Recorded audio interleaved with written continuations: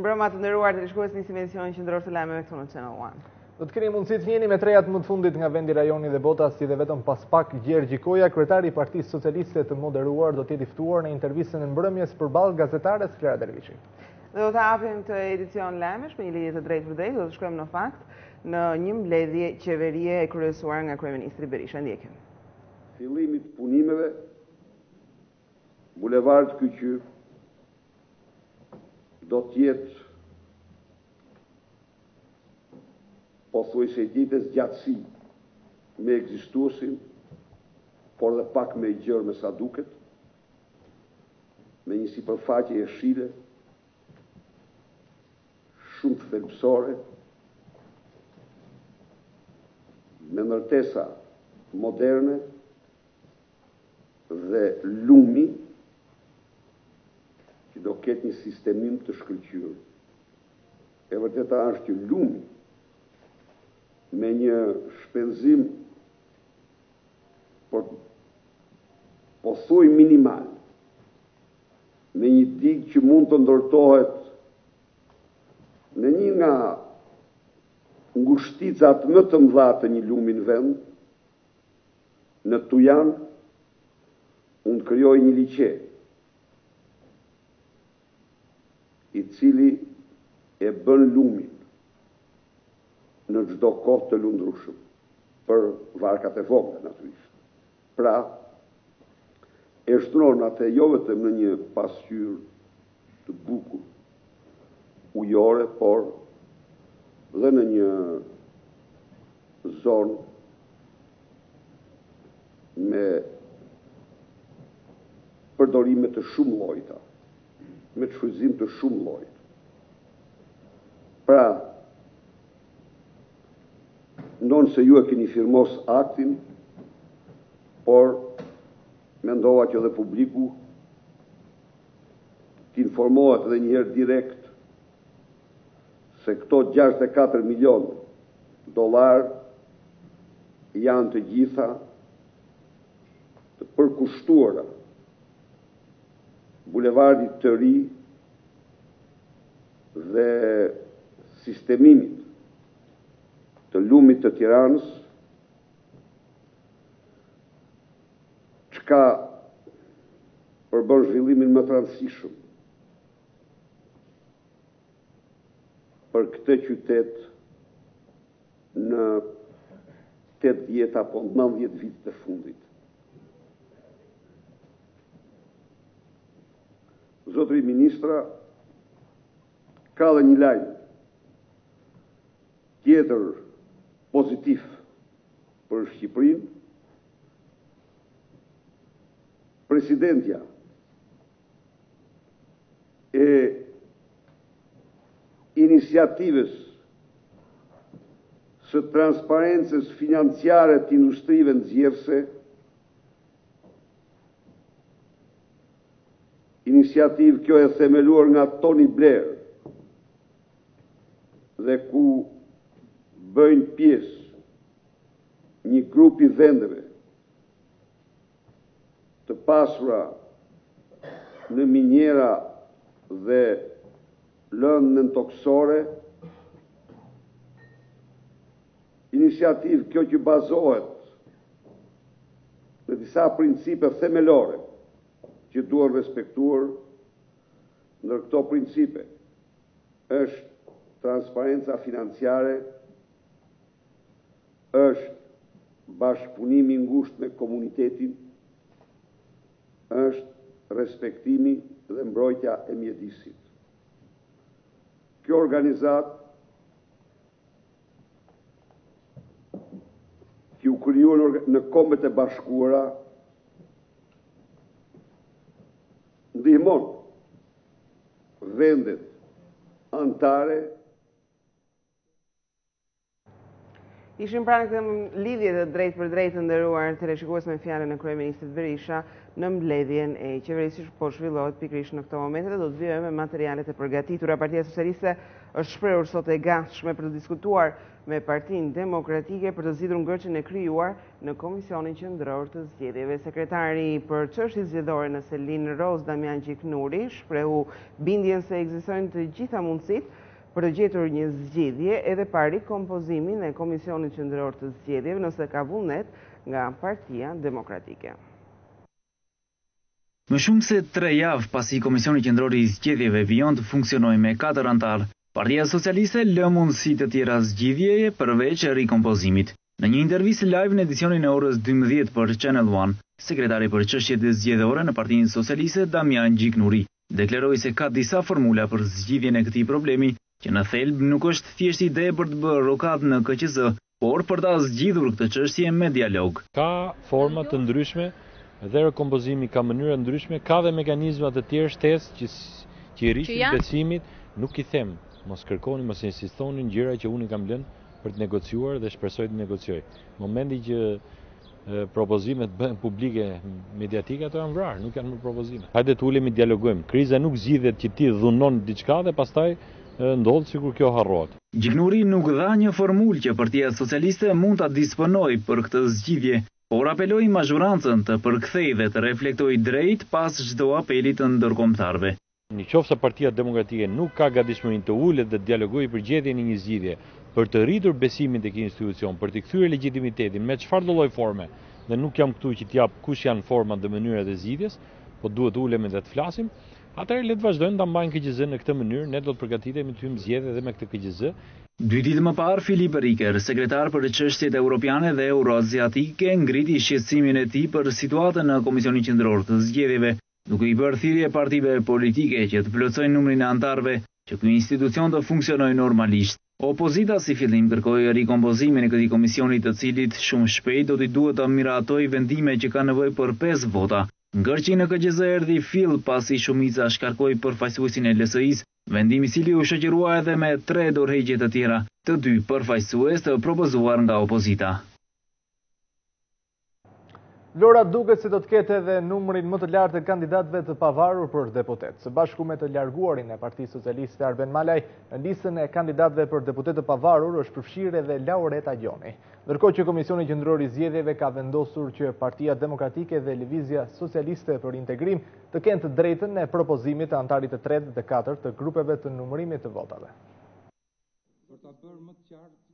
Komisioni Qendror i Zgjedhjeve ka pranuar kërkesën e Arben Malajt për të kandiduar i pavarur në qarkun e Vlorës. Kështu, pas vendimit të sotëm të KQZ-s, do të jenë 3 kandidatë të pavarur që do të garojnë në zgjedhjet e 23 qershorit, Dritan Prifti për qarkun e Fierit dhe Laureta Gjoni Arben Malaj për qarkun e Vlorës. Kalojmë në votim.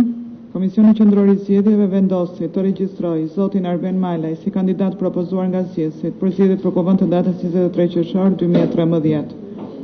Ky vendimin fuqi me një herë. Kush është dakord me aktin? 4 vota pro, miratohet. Ndërkohë, në mbledhjen e Komisionit Qendror të Zgjedhjeve u vendos që Partia Demokratike dhe Lëvizja Socialiste për Integrim të kenë të drejtën e propozimit të antarit të 3 dhe të 4 të GNV-ve. Krahas asaj, debat pati edhe për kohën në të cilën duhet të shpallen listat shumë emërore të partive politike, të cilat do të marrin pjesë në zgjedhjet e 23 qershorit. Sipas përfaqësuesit të Partisë Socialiste në Komisionin Qendror të Zgjedhjeve, Genci Gjonçaj, ka përfunduar afati listave shumë emërore të kandidatëve. Kryetaria e Komisionit Qendror të Zgjedhjeve, Lefteria Leshi, sqaroi se listat po verifikohen dhe do të publikohen sipas afatit ligjor, i cili përcakton 14 majin si ditën e fundit të publikimit të listave për zgjedhjet parlamentare të 23 qershorit. Incidenti diplomatik në Vjenë duket se vazhdon të sjellë ndikim në jetën politike. Pas ngritjes së komisionit hetimor nga ana e mazhorancës, sot ka dhënë dorëheqjen nga detyra e diplomatëve vetë personi deklaruar si i dhunuar Egin Ceka. Gjatë dëshmisë Ceka tregoi debatin dhe fjalët fyese që kishte shkëmbyer me zotin Edi Rama. Incidenti 24 prillit në Akademinë Diplomatike të Vjenës në Austri mes kreut të Partisë Socialiste Edi Rama dhe diplomatit Egin Ceka ka detyruar këtë të fundit të japë dorëheqjen e parevokueshme nga shërbimi diplomatik. Në fjalën e tij para komisionit hetimor, djali i Neritan Cekës dha detajet të incidentit në Vjen, ndërkohë që deklaroi se veprimi i Ramës ka cënuar personalitetin e diplomatit. Rama bëri një gest fizik, duke krijuar përshtypjen e një lloji afiniteti, por e shfrytëzoi këtë për të vijuar me një veprim të dhunshëm. Gjesti i Ramës ishte një tejkalim i kufirit të komunikimit ndërnjerëzor, një akt i dhunshëm, një cënim i personalitetit. I shpreha mendimin se një njeri që sillet në këtë mënyrë me një bashkëbisedues nuk e meriton të qeverisë shqiptare as për një minutë. Gjithashtu i përshkrova dhe atributin pler si fjalën e vetme të rëndë që përdora ndaj tij. Ndërkohë të pranishmit që u vendosën mes meje dhe Ramës e informuan për faktin që unë jam i biri në Eritan Sekës. Nga ky moment ai mu drejtua me zë të lartë në distancë dhe me një ton habie, duke më thënë pse i biri në Eritanit je ti, si ati edhe i biri. Gjesti tinzari i Ramës do kishte merituar një përgjigje në formë dhe përmbajtje grushti. Për këtë arsye, episodi në fjalë duhet të jetë një sirenë alarmi për të mbrojtur imazhin, integritetin dhe dinjitetin e zyrtarit të shtetit 100 vjeçar shqiptar. Dhe së fundi, mendoj se për mua ky është çasti i duhur për të tërhequr nga shërbimi ndaj interesit publik. Për këtë arsye, jap sot para jush dorëheqjen time të parevokueshme nga detyra në punësit të shtetit shqiptar. Në komisionin hetimor i ngritur ndaj kryesocialistit Edi Rama merrte pjesë për të dëshmuar edhe ambasadori shqiptar në Austri, Velimi Narolli, i cili u shpreh se Rama nuk duhet të binte pre nervozizmit të ardhur si shkak i mospërkthimit të mirë të fjalimit. Incidenti krejtësisht i panevojshëm. I është afruar zotit Rama kur kishte mbaruar gjithçka. Kur nuk mund të mendohesh që ishte në një provokim, në thojza do ta them këtë, sepse ishte një takim tet a tet. Dhe unë e kuptoj që zoti Rama mund të ketë pasur në një tension për organizimin e takimit që linte vërtet për të dëshiruar. Për agjendën, ai ishte, siç më thanë, pjesëmarrësit, unë e vërgos në ndërhyrje disa herë tek përkthimi, sepse e kuptonte që përkthimi nuk po bëhej ashtu siç duhej. Në cilësinë e ministrit të jashtëm, Bumçi e cilësoi incidentin e Vjenës si dëmtim të imazhit të shqiptarëve dhe sulm të padenjë ndaj diplomacisë.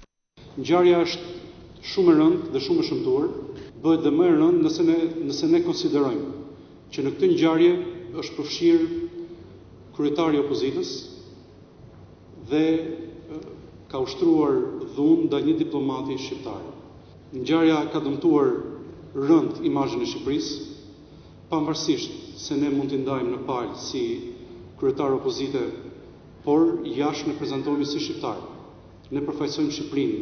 Ashtu siç kishte paralajmëruar kreu i partisë më të madhe opozitare, nuk ishte i pranishëm në komisionin hetimor për të dhënë dëshminë e tij. Ndërkohë, gjatë këtij komisioni u kërkua nga ana e Cekës edhe nxjerrja një video të incidentit të ndodhur në Vjenë, e që ishte regjistruar nga operatori i Partisë Socialiste. Nga qyteti i Vlorës, i trumpetuar nga socialistët si vendi ku do të fillojë edhe rilindja kombëtare, kryeministri Berisha ka kritikuar edhe një herë opozitën për bllokimin e 3 ligjeve të integrimit. Shefi i majorancës ka ironizuar edhe kandidimin e kryesocialistit Edi Rama në Vlorë, duke mos e fshehur se betejë më interesante do të ishte nëse do ta kishte përballë në garën e kryeqytetit. Mazhoranca e qeverisës e ka shmangur edhe një herë përgjegjësinë për dështimin në marrjen e statusit të vendit kandidat në Bashkimin Evropian. Nga Vlora, qyteti i zgjedhur nga Partia Socialiste për rilindje kombëtare, kryeministri Berisha akuzoi edhe një herë Selin Roz se po mban të bllokuar integrimin dhe kjo në kurriz të interesave të qytetarëve. Komisioni Evropian vendosi të rekomandojë Shqipërinë për status të vendit kandidat. Status i bahen peng, se nuk do në opozita të votojë 3 ligje, se beson se në këtë mënyrë dëmton qeverinë. Jo, në këtë mënyrë dëmton çdo shqiptar.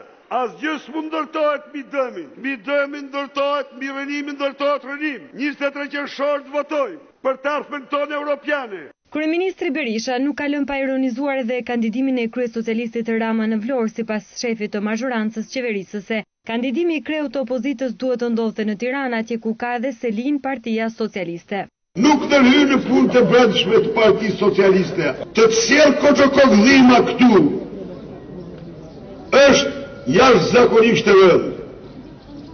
Se në Vlorë e ka sjell Koço zoti Rama.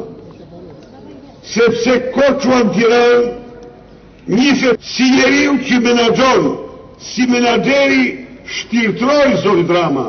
Kryeministri Berisha vizitoi edhe një biznes fason në Vlorë, ku premtoi se do të vijojë me reforma për të përmirësuar më tej klimën e biznesit. Sipas kryeministrit, qeveria me paketën e re fiskale nuk do të ndalet, por do studiojë çdo segment të veprimtarisë së biznesit për ta lehtësuar atë gjithnjë më shumë. Sipas shefit të qeverisë, ata që premtojnë taksa të larta, ata premtojnë mbyllje të fabrikave, largim të investitorëve, rënje të investimeve, ata premtojnë rrënim të vendeve të punës. Prezantimi i programit për rilindjen nga ana e kreut të Partisë Socialiste për kryeministren daneze në Kopenhagen ka qenë edhe në krye të takimit të radhës së kryetarit Edi Rama. Rilindja e Partisë Socialiste dhe perspektiva europiane ishin pra temat kryesore të këtij takimi. Integrimi i Shqipërisë në Bashkimin Evropian dhe zgjedhjet e lira e të ndershme si parakusht themelor për integrimin kanë qenë argumentet kryesore për të cilat është diskutuar në takimin midis kryetarit të Partisë Socialiste Edi Rama dhe kryeministres së Mbretërisë së Danimarkës Helle Schmidt në Danimark. Në këtë takim është diskutuar lidhur me domosdoshmërinë e integrimit të Shqipërisë në familjen e madhe europiane, integrim që sipas Ramës nuk mund të vijë në mënyrë mekanike, thjesht duke miratuar ligje, të cilat më pas postohen drejt Brukselit. Ishte një takim i shkëlqyer mes miqtë dhe partnerësh brenda familjes socialistëve europian dhe ishte një mundësi shumë e mirë për të dhënë një pamje të situatës në Shqipëri në prag të zgjedhjeve dhe njëkohësisht për të krijuar një ide të parë të përgjithshme për programin tonë të rilindjes. Kryeministri e Mbretërisë së Danimarkës vlerësoi bisedën dhe temat për të cilën janë ndarë në takim, ku integrimi ka qenë kryefjala e këtij takimi. Po ashtu në takimin mes kryesocialistit dhe kryeministres daneze është diskutuar për pozicionin e Shqipërisë në rajon dhe projektet e Partisë Socialiste të detajuar në programin për një rilindje shqiptare, për të forcuar bashkëpunimin rajonal në kuadër të integrimit në Bashkimin Evropian, larg retorikave nacionaliste që nuk ndihmojnë asnjë nga vendet e Ballkanit Perëndimor dhe as të ardhmen e këtij rajoni. Kryetari i Lëvizjes Socialiste për Integrim Ilir Meta ka premtuar më shumë vende pune në 4 vjeçarin e ardhshëm. Nga Kavaja, Meta ka deklaruar se është e domosdoshme edhe krijimi i parqeve të reja industriale dhe i zonave ekonomike, si edhe krijimi i politikave për zbritjen e shpenzimeve dhe kostove për çdo vend të ri pune që shtohet. Kryetari i Lëvizjes Socialiste për Integrim Ilir Meta ka deklaruar se biznesi ka nevojë për një ndihmë të madhe nga ana e qeverisë për të arritur numrin e të punësuarve.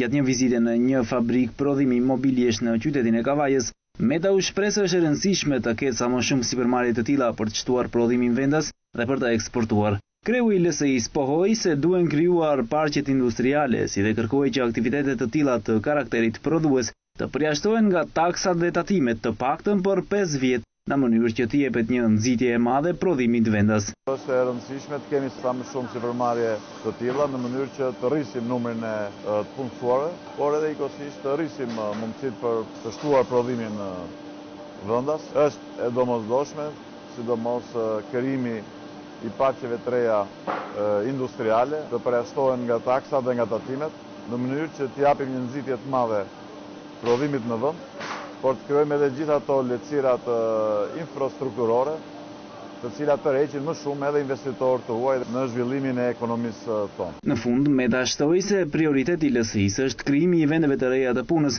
duke ulur varfërinë në vend.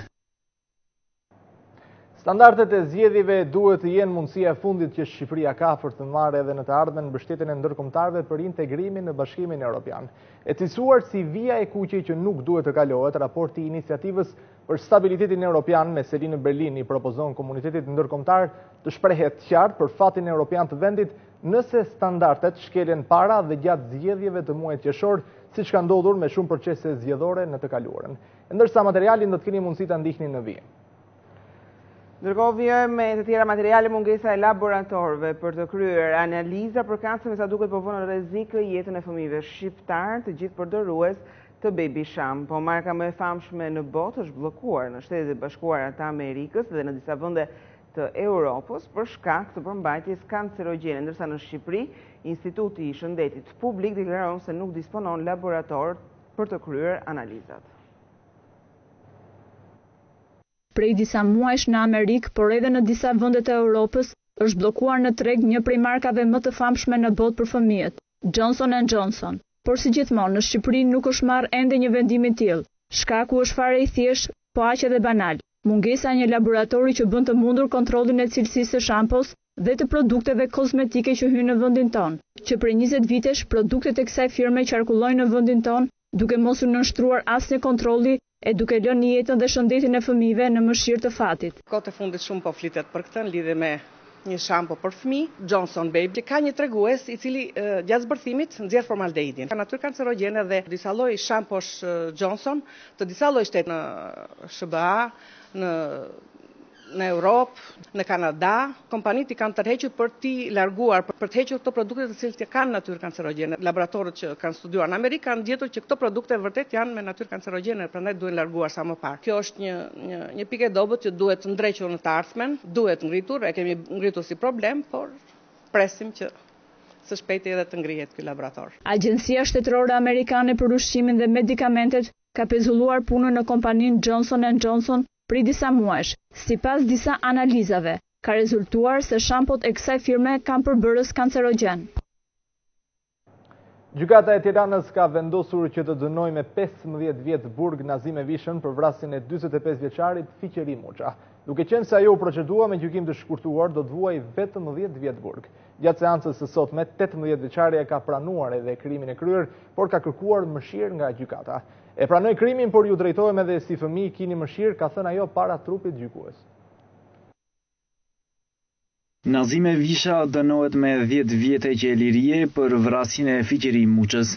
Fillimisht vendimi i gjykatës ishte për 15 vite burg, por për shkak të pranimit të kërkesës për gjykim të shkurtuar, Visha do të vuajë 10 vite burg. Para dhënies së vendimit, 18 vjeçaria ka pranuar krimin, ndërkohë i ka kërkuar mëshirë trupit gjykues që ta lejonin të rifillonte jetën e saj nga e para. Avokatja e saj ka kërkuar që vajza të dënohet me vetëm 2 vite burg për armbajtje pa leje, pasi krimi nuk e ka kryer me paramendim. Kërkoj mëshirë nga ju, shumë gjëra që më kanë ndodhur në të periudhë për shkak të thamve familjare janë detyruar të heq. Ju lutem, duke besuar në fjalët e mia, kërkoj të më jepni mundësi të rifilloj jetën si bashkëmoshatarët e mia. Gjykata vendosi të deklaroj fajtor panderun Nazim Evisha për krimin e veprës penale të vrasjes me paramendim, me pasojë vdekjen e shtetasit Fiqeri Muça, parashkruar në 781 Kodit Penal dhe ta dënoi atë me 15 vjet burgim. Pas dhënies së vendimit të gjykatës, familjarët e Vishës po huan se vendimi ishte i rëndë. Nuk është drejt për shembull si mos i nos kujta kjo si nodhe asaj. Menohet për Nazimin gjithë më ullë. Nuk është i lehtë për ata se është mirë. Sepse duke menduar gjithë ata gjona, duke marrë vesh gjithë ata gjona, si kanë edhe asaj, mas i nëft kujta. Me datë 13 gusht, Nazim Evisha ka vrarë 45 vjeçarin Fiqeri Muça. Sipas 18 vjeçares, viktima e kishte përdhunuar prej vitesh dhe donte të trafikonte. Fiqeri Muça ishte i martuar dhe kishte 5 fëmijë. Ndërsa në këto momente do të ndjekim edhe kronikën anënquar vetëm pak më parë, e cila kishte të bënte me standardet e zgjedhjeve të datës 23 qershor. Iniciativa për stabilitetin europian me sedi në Berlin në një raport të saj propozon vijat e kuqe për standardet e zgjedhjeve në Shqipëri. Mesazhi kryesor nga të gjithë vëzhguesit ndërkombëtar dhe në veçanti nga Bashkimi Evropian duhet të jetë që të gjitha institucionet shqiptare duhet të respektojnë rigorozisht ligjet që ata vetë kanë përshtatur. Ka disa linja të kuqe që nuk duhet të kalohen, udhëheqësit shqiptar duhet ta dinë se bota është duke i shikuar. Këto duhet të përfshin patjetër në vijim 2 pikat. 1. Antarët e administratës zgjedhore nuk mund të hiqen për arsye të papërcaktuar në kodin zgjedhor. 2. Numërimi dhe gjykimi i ankesave dhe parashtesave duhet të bëhet përmes vëzhgimit të rreptë të procedurave të kodit zgjedhor. Në mungesë të një komisioni qendror të zgjedhjeve të besueshëm, të paanshëm dhe të lishëm, këto zgjedhje do të përfundojnë në një kontekst të hidhur. Kushdo që do të jetë fituesi eventual, humbës do të jetë demokracia shqiptare dhe perspektivat e saj për integrimin evropian, shkruhet mëtej në raport. Në raportin e saj, ESI analizon historikun e zgjedhjeve problematike në vend, bojkotin e opozitës, konfrontimet politike, problemet e integrimit të Shqipërisë në Bashkimin Evropian dhe arritjet e standardeve të zgjedhjeve. Në përfundimet e këtij raporti, këto zgjedhje jo vetëm që do të testojnë demokracinë e Shqipërisë, por edhe rregullimin për ligjin. Ata do të tregojnë nëse institucionet shqiptare mund të respektojnë sundimin e ligjit për të siguruar përhapjen e parimeve demokratike në vend. ESI thekson se pozicioni i Bashkimit Evropian duhet të jetë shumë i qartë që tani për të shmangur konfrontimet shumë vonë. Daily Mail, prestigjioza britanike analizon Shqipërinë atë çfarë ofron për turistët, duke renditur disa karakteristika për të cilat duhet që të vizitohet nga të huajt. Ju kujtohet Shqipëria, vendi i krisur komunist ku të huajt që kishin flok të gjatë i qethnin në aeroport, aty ku urrenin çdo gjë perëndimore, por megjithatë çmendeshin për filmat e Norman Wisdom, i njohur si Pitkini, e po tashmë çdo gjë ka ndryshuar. Me këto fjalë nis një reportazh të gjatë mbi vendin ton nga gazeta prestigjioze britanike Daily Mail. Cepi i fundit i Europës titullohet artikullin në fjalë. Në shkrim flitet me superlativa për kryeqytetin Tiranën, apo qendrat historike si Kruja, Shkodra apo qytete të tjera. Më pas përshkruhet vija bregdetare duke nisur nga plazhet e Durrësit e deri tek Riviera e mrekullueshme joniane. Dy prej destinacioneve më të afërta nga kryeqyteti janë Durrësi dhe Golemi. Për shumë vite Durrësi ishte destinacioni i vetëm i pushimeve për shqiptarët dhe shqiptarët e Kosovës dhe Maqedonisë. Një gjë që ju nuk mund të prisni në Durrës, megjithatë është vetmia. Daily Mail e ka cilësuar Durrësin si shpërthim në muajin e verës dhe kur kthen shikimin mbrapa, deri në maj të Kodrës, pallati veror i shmbretit Zog qëndron në izolim të shkëlqyer. Gjiri i Lalësit është mrekullia sipas të Daily Mail, milje të rërës së paprishur, por që nuk do të zgjas përgjithmonë. Tashmë ka filluar ndërtimi në një zhvillim të madh apartamenteve dhe vilave në gjirin e Lalësit nga blerësit britanik.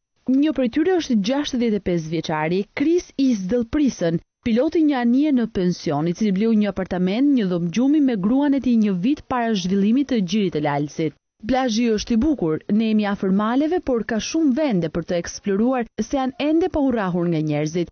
Nuk ka asnjë dyshim për këtë, Shqipëria është një treg në zhvillim, thot ai. Por jo vetëm plazhet e bëjnë Shqipërinë tërheqëse, vlen të shpenzosh edhe 2 ditë në kryeqytet, Tiranë. Pavarësisht nga dekadat të vështirësive ekonomike, qyteti rezulton të jetë një qytet i rrugëve elegante. Në shkrim sugjerohen edhe ambientet për të qëndruar gjatë vizitës në Shqipëri, restorantet tradicionale shqiptare. Daily Mail gjithashtu përmend në shkrimin e tij Piramidën, qendrën ndërkombëtare të kulturës, ndërtesa e vjetër e rënuar që dikur ishte muzeu i diktatorit Enver Hoxha, të cilin populli e kishte frikë dhe tani pret shembjen. Por më tepër, gjuha ka një identitet të gjithin të saj. Kur jeni duke u përpjekur për të thënë thank you, fraza është faleminderit, ndërsa goodbye nuk është ciao për mirupafshim, e cila tingëllon më shumë si një teshtim se sa një lamtumir.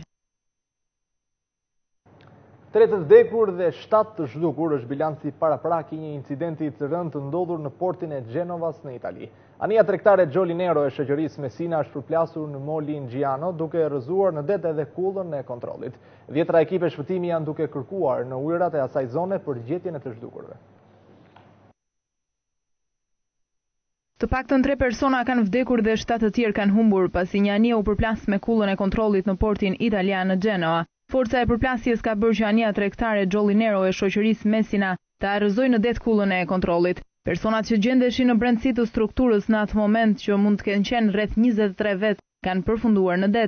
3 persona janë të konfirmuar të vdekur, trupat e të cilëve janë gjetur nga zjarfiksit. 6 persona janë shpëtuar, të cilët janë plagosur dhe janë transportuar për në spital, ndërsa 7 të tjerë janë zhdukur. 10 ekipe shpëtimi dhe zhytësish janë duke kërkuar në ujërat e asaj zone për të rikuperuar trupat e 7 personave të tjerë. Në kull kishte edhe një ashensor i cili ka përfunduar në det. Zjarfiksit, policia, karabinierët dhe kapiteneria janë duke koordinuar forcat për lehtësimin e kërkimeve dhe për të verifikuar nëse brenda ashensorit mund të ketë pasur ndonjë person. Bilanci është bërë edhe më i vështirë nga fakti që pikërisht në atë moment ishte edhe momenti i ndryshimit të turneve të personelit të kapitenerisë së portit. Prokuroria e Genovas ka nisur hetimet mbi incidentin. Anija është vënë nën sekuestro dhe komandanti i saj është marrë në pyetje nga hetuesit. Incidenti i cili ndodhi brenda portit në momentin e daljes së anijes mund të jetë shkaktuar nga një avari e papritur e 2 motorëve të anijes. Nëse do të fikeshin ata do ta bënin anijen tërësisht të pakontrollueshme. Kështu, anija përfundoi duke prekur kullën e kontrollit me krahun e majtë të saj, duke e anuar dhe duke e rrëzuar pjesërisht në ujë. Shtohen masat e qeverisë siriane kundër rebelëve për të ndërprerë çdo lloj komunikimi me jashtë. Ajo ka vendosur të ndërpresë edhe përdorimin e internetit. E teksa informacioni për luftimet në Siri vazhdon të jeti pakët, një tjetër bllokim është regjistruar. Lidhja me internetin në banë Sirisë është shkëputur duke u kthyer kështu në vendin më të izoluar në botë. Bllokimet e internetit ka patur dhe më parë, por këtë herë interneti është ndërprerë në të gjithë territorin sirian. Google raportoi se shërbimet e saj u bën të paksueshme në Siri rreth orës 21:45 me orën lokale, ashtu siç raportuan edhe The Renaissance, Akamai dhe BGP Moon. Duket se seria është zhdukur gjërësisht nga interneti, tha Dan Hubbard, shef teknologjie për Umbrella Security Labs. Edhe faqja internetit të Agjencisë Shtetërore të Lajmeve në Siri dhe disa faqe të tjera qeveritare nuk mund të hapen. Stafi CNN në Damask nuk mund të lidhet përmes internetit. Në një hotel, stafi tha se interneti u ndërprer në hotel, por dhe në të gjithë Damaskun. Shkaku i kësaj ndërprerje është ende i paqartë, por dyshimet e para flasin për një ndërprerje të qëllimshme. Edhe pse nuk mund të komentojmë ende se çfarë shkaktoi këtë ndërprerje, incidentet në të kaluarën janë lidhur me urdhrat qeveritare për ndërprerje dhe shkatrimet e infrastrukturës që përfshin dhe ndërprerjet e energjisë apo prerjen e lidhjeve me fibra, deklaroi Komiteti për Koordinim Lokal Opozitar në Siri. Të nderuar teleshikues, përfundon këtu ky edicion lajmesh. Faleminderit për vëmendjen.